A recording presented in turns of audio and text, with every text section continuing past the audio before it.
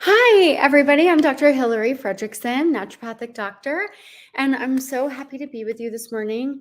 I'm like, wait, what's going on with my shadows? Anyway, Kara's not with us because she is on her way to California. I'm so thrilled. We have several days to work together.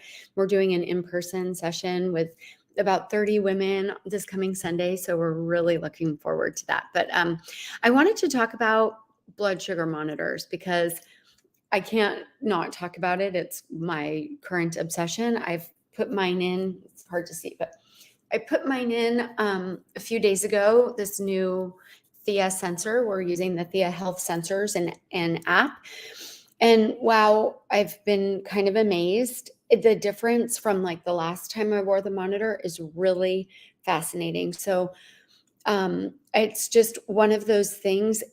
Kara and I have been using these Thea sensors for a couple months now with our patients, and the tracking is fascinating. And the thing that we're really learning is that the majority of our patients, who obviously we're self-selecting for who wears the monitor, but still young people, young women, perimenopausal, menopausal women alike, everybody's sugars in general are higher than we would have thought and higher than they should be. So obviously we have a metabolic health crisis in the United States where people have metabolic syndrome.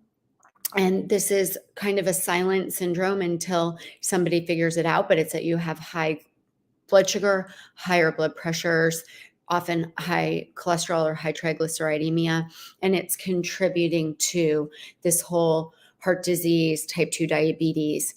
The biggest issue for me, the reason why I'm wearing the monitor and will be using it really pretty religiously as a health tool for myself, is because my family risk for dementia. And so there's many people in the women in my family, and my uncle just passed away from Alzheimer's. My grandmother had dementia. Well, my grandmother's on both sides. So, and I have what's called polycystic ovarian syndrome, and polycystic ovarian syndrome is indeed a metabolic disorder where there's glucose dysregulation that impacts menstrual cycles and fertility. So that was a big deal when I was working through some infertility in my young age. And now the biggest deal is my blood sugar and my insulin. This is really important to me, obviously, because of what I just said before with the dementia history. So dementia, Alzheimer's, brain changes are impacting women really 2 to 1. It's an outrageous sex differentiation. So we're really trying to figure that out. And it's been called and deemed to be type 3 diabetes is dementia Alzheimer's. And so that means that it is a process of the brain being changed by inflammation and high blood sugar. And so many some women who are having dementia or brain changes, they might not have the metabolic syndrome, but the metabolic syndrome's more acting in their head. And I'm a matriarch with 3 children, and I want to live a very full, long life with really all my brain power until the day I die, is my wish. And that I have really great physicality and mental function all the way until it's my last breath. That is my wish. That's my vision. That's my vision for my patients. For my patients, I tell them as we're working with them one-on-one, me and Dr. Kara, or it's like our wish is that you don't have a stroke, don't get dementia, and don't have any kind of an episode that really shifts your life. Means that we have practiced preventative medicine. So like no cancers.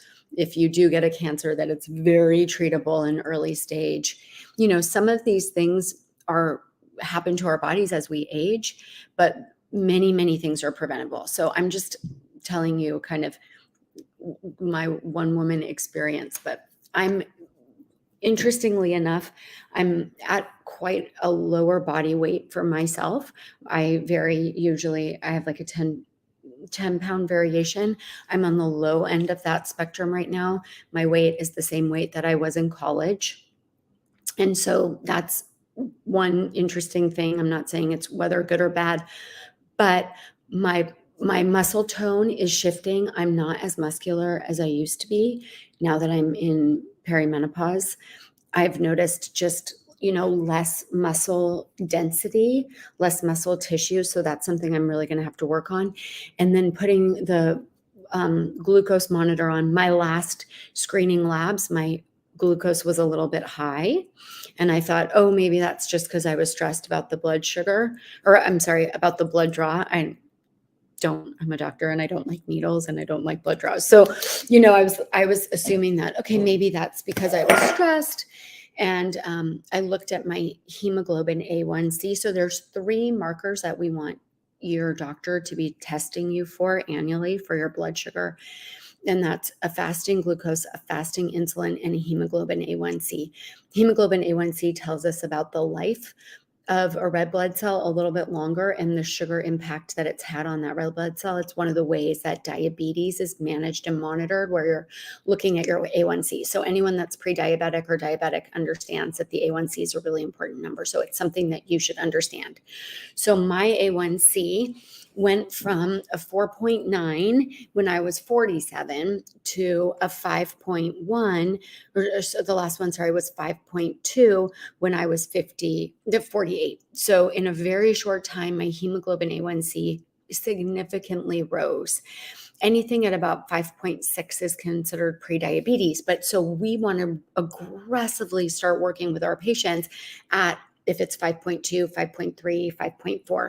And what we're noticing is during the perimenopausal years, that's when you start to see the biggest amount of lab changes. So you sit down with a 51-year-old and you're going through her labs, and that's the first time she has high cholesterol. It's the first time her hemoglobin A1C is high.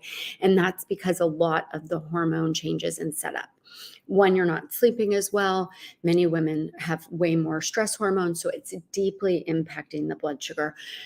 So I was sort of fascinated. Kara called me today, this whole thing. Kara and I have this program where we can look at our patients together. So it's really helpful. Previously, I've been just using a Freestyle Libre app where my patients were getting this Freestyle. Oh my God, I'm like, there's my blood sugar. So high. Why is my blood sugar 124? I'm not nervous to be on this show. I just ate eggs with butter and a piece of gluten-free toast I was trying that I like. So I think that it's the gluten-free toast. It's fascinating. This thing is fascinating. Anyway, we used to just use this Freestyle Libre, which only stayed on the patient's phone, and they were screenshotting. It was harder to get the information. And we switched over to using this app called Thea, which we love, that gives you a score for the day. So even though I'm worried, this was my score today. My score today has been okay. 90. I'm in the 93rd percentile for good blood sugar. So that's great. But the 2 days ago when I went out for Thai food, not so great. Like huge spikes.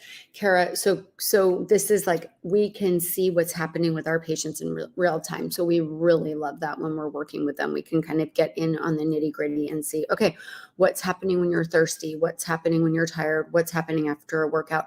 What happens after a weight training workout versus a cardio workout? What happens after yoga versus a weight training workout? So this is a way that we can really experiment with a lot of diet and lifestyle changes and get real-time feedback about what's happening with our blood sugar.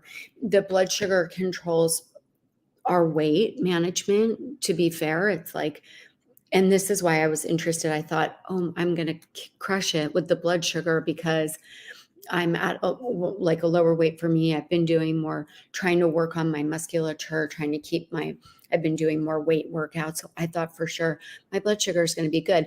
I popped the thing in. The first reading was 80, which is an awesome reading. And then it jumped up to 100. And Kara called me this morning before the plane and she's like, okay, first of all, your blood sugars are outrageously high. What's happening? They're not dropping at night. And this is something we have to unpack. So I'll be trying several therapeutics. Obviously, this is the benefit and fun thing about being a doctor. We get to kind of try things and experiment on ourselves and help give information to our patients as we're also reading research. But there are some really good herbs that can help bring down blood sugar. So this week, I'm really working on just different things that I eat and that I like and finding out my foods.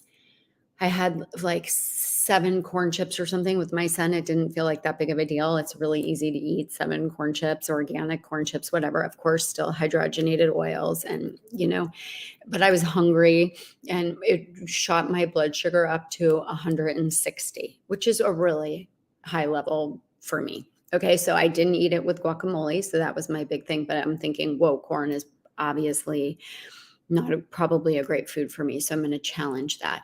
This is like a really fun way to figure out, just in the way that I'm so fired up about detoxification and detoxes and eating cleanly for 10 days and removing sugar, removing caffeine for 10-day trials to see how are these things happening in real time in your body. Are they acting as medicine or are they acting as a stimulant, a poison, a toxicant? What's it acting like in your body in real time? That's kind of what we do with our detox series. But this blood sugar series is even more, right? Like what happens if you go for a long walk after a meal to your blood sugar at night versus if you take a bath or do hydrotherapy at night. And a lot of these things we've been saying for years as doctors, like, oh, this is a blood sugar stabilizing diet, or this is a blood sugar stabilizing exercise program. And now we really get the feedback directly. And if it is one of those things, is it that for you in this point in time?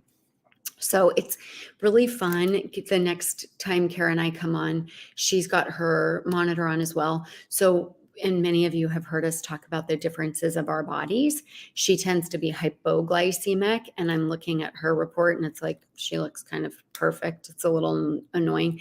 And she called me this morning and was like, oh my God, we have to figure this out for you. Like, this is a big deal. So we'll be experimenting with some herbs, looking at me drinking coffee, looking at me not drinking coffee, looking at me doing more of like a keto diet, looking at me doing what happens when I eat other carbohydrates. So I'm not trying to go on and on about me. I know you're not that interested in my healthcare, but just to illuminate maybe how it could serve as a tool for you. So it's something that it's worth asking your medical provider if they are comfortable even just starting with a Freestyle Libre. Usually things aren't well covered by insurance if you're not diabetic, but sometimes some of my patients have luck with it. So it's worth trying. If not, then I really love the app that we're working with, and you can ping us and we can help support you get one of those for your health. So cheers to you and your health, and here's to your low blood sugar. Here's to you not having any long-term illnesses that change your quality of life up until your very last breath. May you thrive and have fun and laugh and be in your very best health. That's my wish for you. Mwah, much love.